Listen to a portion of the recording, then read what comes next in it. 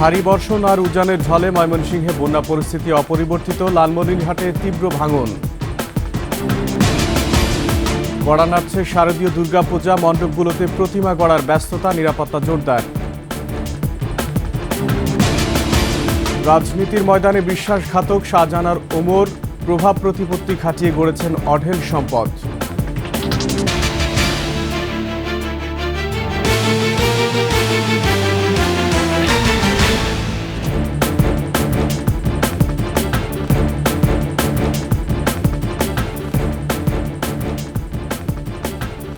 শুনছিলেন first security ইসলামী bank পিএলসির সংবাদ শিরোনাম। আমন্ত্রণ ২১শে সংবাদের সাথে আছি আমি আকবর হোসেন সুমন।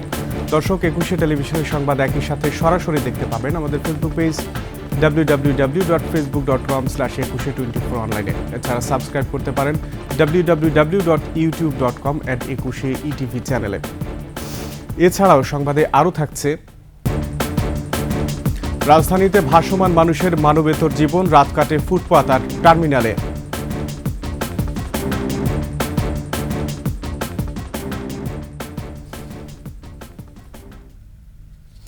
ভারী বর্ষণ আর উজানের ঢলে সৃষ্ট বৃহত্তর ময়মনসিংহের ৩ জেলার বন্যা পরিস্থিতি অপরিবর্তিত রয়েছে। রাস্তাঘাট ও বাড়িঘরে পানি ওঠায় দুর্ভোগে দুর্গতরা। এদিকে পানি কমে গেলেও লালমনিরহাটে তীব্র হয়েছে তিস্তার ভাঙন। প্রতিনিধিদের তথ্যচিত্রে ডেস্ক রিপোর্ট। উজানের পানি নিম্নাঞ্চলে নামতে শুরু করেছে, তবে শেরপুরের বন্যা পরিস্থিতি অপরিবর্তিত। তলিয়ে আছে নিম্নাঞ্চলের শতাধিক ঘরবাড়ি। শেরপুর ৩ আনি নালিতাবাড়ি আঞ্চলিক সড়ক ও নালিতাবাড়ি ঢাকা সড়কের উপর পানি ওঠায় যোগাযোগ বন্ধ রয়েছে। এ পর্যন্ত মারা গেছে ৫ জন। দুর্গতদের উদ্ধার করে ত্রাণ সহায়তা দিচ্ছে সেনাবাহিনী, বিজিবি সহ বিভিন্ন স্বেচ্ছাসেবী সংগঠন। অতিবৃষ্টি ও পাহাড়ি ঢলে ময়মনসিংহের সীমান্তবর্তী হালুয়াঘাট ও ধুবাউড়ার ৮০টি গ্রাম বন্যা কবলিত। পানিবন্দী প্রায় ১.৫ লাখ মানুষ। ডুবে আছে রাস্তাঘাট, বাড়িঘর, ফসলি জমি, মাছের খামার। অসময়ে হঠাৎ বন্যায় বিপাকে মানুষ। দুর্গতদের সহায়তায় এগিয়ে এসেছে বিভিন্ন সংগঠন ও প্রশাসন। জেলা থেকে আমরা যে সহায়তাটা পাচ্ছি, এটা যাতে দ্রুত সাধারণ মানুষের মধ্যে পৌঁছে দিতে পারি সেই ব্যবস্থা করছি। নেত্রকোনার দুর্গাপুর ও ময়মনসিংহের নেতাই নদীর পাড় ভেঙে পানি ঢুকছে সোমেশ্বরী ও কংস নদে। এতে তীরবর্তী দুর্গাপুর উপজেলার গাউকান্দিয়া ও কাকরগড়া এবং পূর্ব ধলার নির্মাঞ্চল প্লাবিত হয়েছে। পানি দিয়ে আমাদের পুকুরের মাছ, আমাদের ফসলি জমি, এগুলি সব তলে গেছে। বেকাজের মধ্যে আসি, 2 বার খাই গেছে, দিন তো হা করিয়া ওকরে বিনাশ হয়েছে গা। অনেক বাঁচার মতো কিন্তু পথ নাই। বৃষ্টি হতে অনেকের ফিশারি পার বুড়িয়া, পার ভাঙ্গিয়া অনেক মাছ নদীতে চলে আসছে। এদিকে উত্তরের জেলা লালমনিরহাটে বন্যার পানি কমে গেলেও তীব্র হয়েছে তিস্তার ভাঙন। 3 দিনে নদীগর্ভে বিলীন হয়ে গেছে 20টি পরিবারের ভিটেমাটি। হুমকির মুখে আদিতমারির গরিবুল্লাহ পাড়া গ্রাম। জমা জমি শেষ, আবাদও শেষ, ঘর বাড়িও তো ধ্বংস হয়ে গেল। এখন আমরা বাচ্চা কাচ্চা নিয়ে যে কোনখানে থাকবো তারও স্থান কোনো দেখা যাইতেছে না। ইলিপ ছিলিপ চাই না, আমাদের বাড়ি ভাঙবে লাগছে, আমরা নদীর বাঁধ চাই। যখন যেখানে যেটুকু দরকার আমরা জিও ব্যাগ, জিও টিউব দিয়ে সেই ভাঙনটা রোধ করার চেষ্টা করে যাচ্ছি। নদী খনন ও স্থায়ী বাঁধ নির্মাণের দাবি তিস্তাপাড়ের মানুষের। সমর ইসলাম, ডেস্ক রিপোর্ট, ২১শে টেলিভিশন। দরজায় কড়া নাড়ছে শারদীয় দুর্গাপূজা, মণ্ডপগুলোতে প্রতিমা গড়ার কাজে ব্যস্ত কারিগররা। এদিকে দুর্গোৎসবকে নির্বিঘ্ন করতে নিরাপত্তা জোরদার করেছে প্রশাসন। খুলনা, ময়মনসিংহ ও কিশোরগঞ্জ প্রতিনিধির পাঠানো তথ্য ছবিতে ডেস্ক রিপোর্ট। শরতের কাশফুল, মণ্ডপে মণ্ডপে প্রতিমা তৈরির আয়োজন বলে দিচ্ছে দুর্গতি নাশিনী মা দুর্গা আসছেন মর্তে। মহাষষ্ঠীতে দেবীর বোধনের মধ্য দিয়ে শুরু হবে দুর্গাপূজার মূল আনুষ্ঠানিকতা। খুলনা জেলায় এবছর দুর্গাপূজা হবে ৭৯১টি মণ্ডপে। মন্দিরে সাজসজ্জার পাশাপাশি আইন শৃঙ্খলা রক্ষায় বসানো হচ্ছে ক্লোজ সার্কিট ক্যামেরা। আলোকোজ্জ্বল সহ সাজসজ্জায় বৈচিত্র্যতা আনতে চলছে প্রস্তুতি। এবার রঙের কাজ 2-3 দিনের মধ্যে হয়ে যাবে। পূজা অর্চনা করে তাদেরকে বোঝানোর চেষ্টা করছি, কোনো উদ্বিগ্ন উৎকণ্ঠতার কারণ নাই, কারণ সরকার নিরাপত্তা দেওয়ার জন্য সর্বাত্মক চেষ্টা করেছে। মন্দিরগুলোতে যে কোনো অপতৎপরতা ঠেকাতে কঠোর অবস্থানে আইন শৃঙ্খলা রক্ষাকারী বাহিনী। থানার ফোর্স প্লাস আমার পুলিশ লাইনের ফোর্স, অফিসাররা সবাই খুব যত্নের সাথে খোঁজখবর রাখতেছে। ময়মনসিংহ জেলায় 693 মণ্ডপে চলছে পুজোর প্রস্তুতি। এবারের উৎসব নিয়ে কিছুটা শঙ্কা রয়েছে হিন্দু সম্প্রদায়ের মধ্যে। এই আশঙ্কার কথা উড়িয়ে দিয়ে পুলিশ কর্মকর্তা জানান, সার্বিক নিরাপত্তা ব্যবস্থা জোরদার করা হয়েছে। অত্যন্ত উৎসাহের সাথে এবং নিরাপদভাবে পূজার আয়োজনে আমরা যে যার অবস্থান থেকে ভূমিকা রাখতে পারি। কিশোরগঞ্জেও বেশিরভাগ মণ্ডপে রং তুলির আঁচড়ে ফুটে উঠছে দুর্গতি নাশিনী দুর্গার অবয়ব। সঙ্গে আছে লক্ষ্মী, সরস্বতী, কার্তিক ও গণেশের মূর্তিও। ভক্তদের আশা, শান্তির বার্তা নিয়ে আসবেন দেবী দুর্গা। এবার জেলায় 363টি মণ্ডপে দুর্গাপূজা হবে বলে জানিয়েছে প্রশাসন।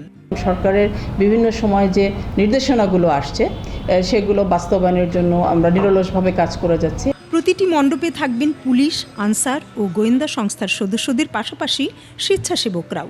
প্রতিটা জায়গায় যাতে নিরাপত্তা 100% বিদ্যমান এবং নিশ্চিত নিরাপত্তা, এবং অফিসার ইনচার্জদেরকে বলা আছে কোথাও চুল পরিমাণ যাতে কোনো আমরা নিরাপত্তা ঘাটতি না পাই। শারদীয় দুর্গাপূজা হবে সর্বজনীন ও উৎসব মুখর, এমনই প্রত্যাশা সবার। Banushree Dolly, desk report, 21 television. দুর্নীতি আর ক্ষমতার লোভে হারিয়ে গেছেন সেই স্বঘোষিত হ্যাডমওয়ালা রাজনীতিবিদ ব্যারিস্টার শাহজাহান ওমরের রাজনৈতিক ভবিষ্যৎ। বিএনপি থেকে ডিগবাজি দিয়ে 7 জানুয়ারির বিতর্কিত নির্বাচনে আওয়ামী লীগের টিকেটে এমপি হয়ে হারিয়েছেন একুল উকুল দুকুলি। বিএনপি সরকারের প্রতিমন্ত্রী হয়ে গড়ে তোলেন অবৈধ সম্পদের পাহাড়। মামলা, হামলা, নির্যাতন চালিয়েছেন নিজ দলেরই ত্যাগী নেতাকর্মীদের ওপর। প্রতিনিধি আজমির হোসেন তালুকদারের তথ্য ছবিতে desk report. Barrister Shahjahan Omar মুক্তিযুদ্ধোত্তর বাংলাদেশে বীরুত্তম খেতাব পেলেও দেশ এবং মানুষের সঙ্গে করেছেন প্রতারণা। সমাজের জন্য রাজনীতি না করে ব্যক্তি স্বার্থে হয়ে ওঠেন প্রতাপশালী রাজনীতিবিদ। বিএনপির রাজনীতি করে হয়েছেন এমপি থেকে মন্ত্রী। নিজ নির্বাচনী এলাকা ঝালকাঠি জুড়ে ছিলেন দলের একক নীতি নির্ধারক। সেই বিএনপির সঙ্গে বিশ্বাসঘাতকতা করে কারাগারে আটক থাকা অবস্থায় আওয়ামী লীগের সঙ্গে আঁতাত করে বনে যান নৌকার মাঝি। সবশেষে প্রহসনের নির্বাচনে আবারও প্রবেশ করেন বিতর্কিত সংসদে। সেই দোর্দণ্ড প্রতাপশালী ক্ষমতার লোভে ছিটকে পড়েছেন রাজনীতির মাঠ থেকে আস্থা করে। বিএনপির কেন্দ্রীয় নেতা হয়েও দলের মধ্যে বিভেদ তৈরি করে তৃণমূলের নেতাকর্মীদের ওপর চালিয়েছেন নির্যাতন। শাহজাহান ওমরের অবৈধভাবে সম্পদ অর্জনের বিষয়ে নিরপেক্ষ তদন্ত চান একসময়ে তারই রাজনৈতিক কর্মীরা।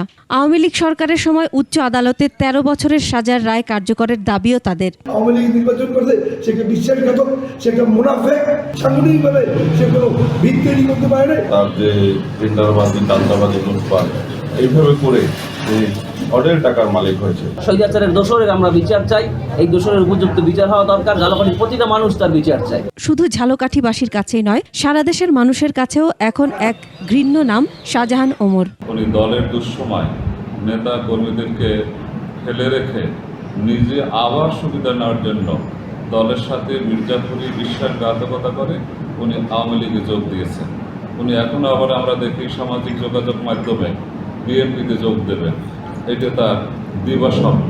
5 আগস্ট ফ্যাসিস্ট আওয়ামী লীগ সরকারের পতনের পর থেকে আত্মগোপনে রয়েছেন বিতর্কিত এই রাজনীতিবিদ। Masum আলিসা, desk report, 21 television. সংবাদে নিচ্ছি ছোট্ট বিরতি। যখন ফিরছি তখন অন্য সংবাদের সঙ্গে আরও যা থাকবে। কেরানীগঞ্জের বাজারে গ্যাস সিলিন্ডার বিস্ফোরণে 3 জনের প্রাণহানি, আহত 10।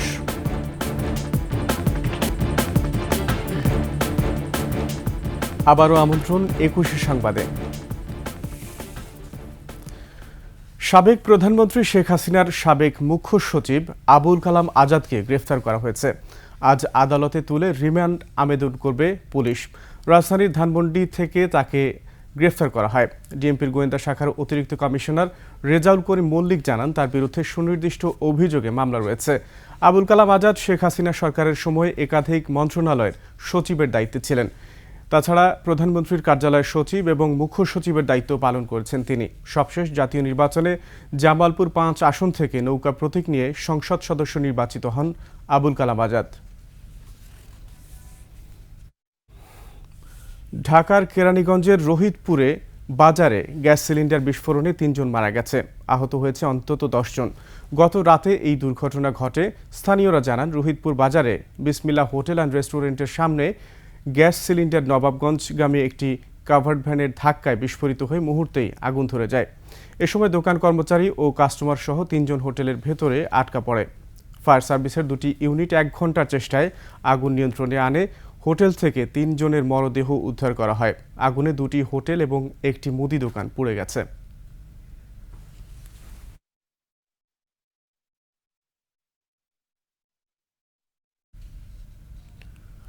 রাজধানী ঢাকা সহ দেশের বড় বড় শহরে ভাসমান অনেক মানুষকে দেখা যায় ফুটপাতে, বাস ও লঞ্চ টার্মিনাল কিংবা রেল স্টেশনে ঘুমাতে। ঘরহীন এসব মানুষের অনেকেরই থাকার কোনো আবাস না থাকায় তারা রাত কাটান এসব জায়গায়। আবার কেউ কেউ জীবিকার তাগিদ কিংবা অন্য কারণে বাধ্য হন রাস্তাঘাটে রাত পার করতে। তরিকুল ইসলামের প্রতিবেদন। ঘরে যারা যাবার তারা কখন গেছে ঘর পানে, ঘরেও নহে পারেও নহে যেজন আছে মাঝখানে, সন্ধ্যাবেলায় কে ডেকে নেয় তারে। কবিতার এই লাইনগুলো হয়তো ফুটপাথে থাকা বাসিন্দাদের নিয়ে লেখা। দিনের পর দিন যাদের জীবন কেটে যাচ্ছে ঢাকার রাস্তার পাশে।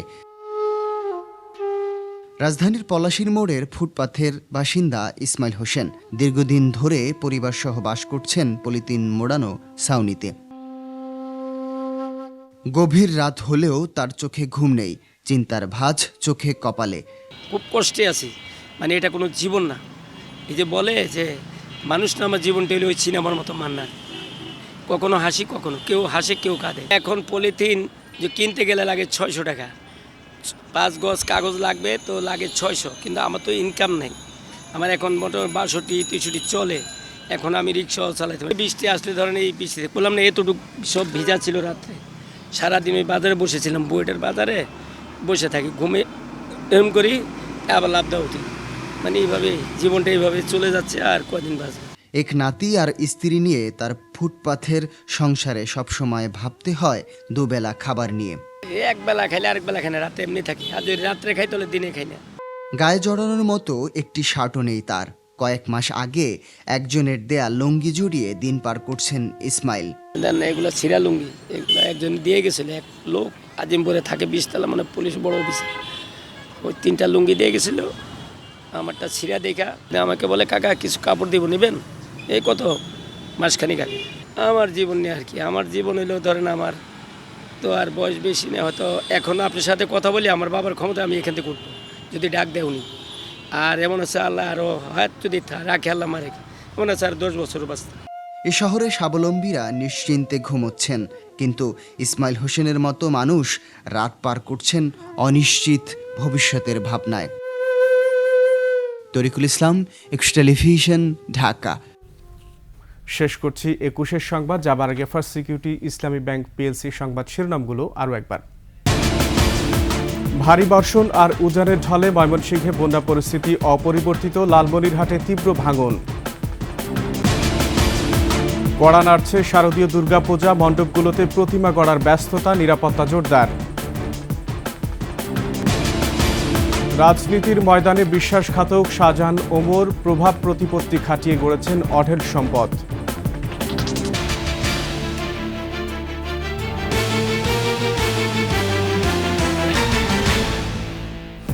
সর্বশেষ সংবাদ জানতে ডায়াল করুন 2021 নম্বরে, আর ভিজিট করুন 21-tv.com এই ওয়েবসাইটে।